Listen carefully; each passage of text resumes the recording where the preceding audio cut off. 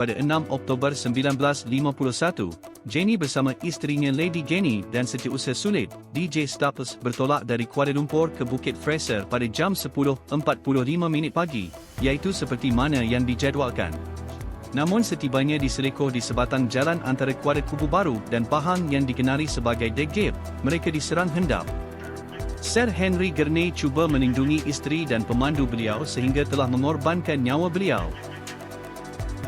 Serangan komunis ketika itu disifatkan ramai pengkaji sejarah begitu hebat sehinggakan ada yang menyatakan bunyi tembakan dapat didengari sehingga ke pekan Kuala Kubu Baru.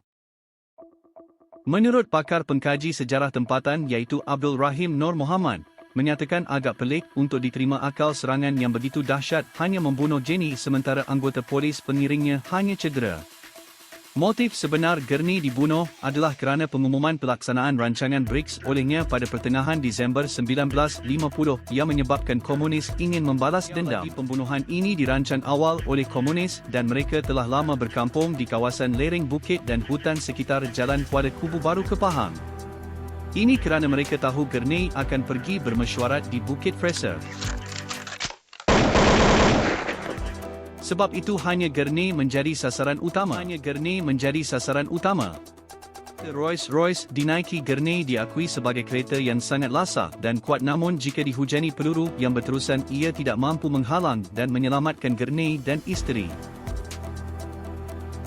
Tambahan pula pasukan polis pengiring Gurney sukar untuk membalas tembakan kerana kedudukan komunis yang berlindung di sebalik lereng bukit, satu kedudukan yang sangat strategik untuk melakukan serangan hendap.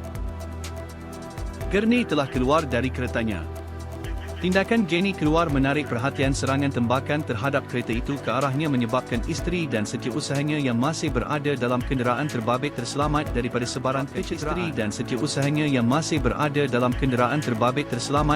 sebaran kecederaan. Selepas Gurney ditembak di kepala dan badan sehingga menyebabkan dia mati serta-merta di situ, tiba-tiba pihak komunis menghentikan tembakan dan berundur dari situ.